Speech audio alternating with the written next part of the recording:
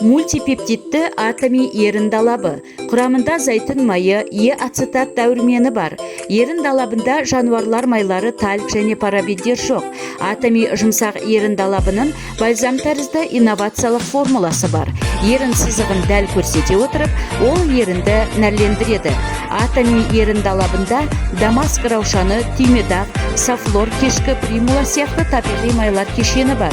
Соның арқасында ол ерін терісіне күтім жасайды, ылғалдылығы мен икемділігін сақтайды.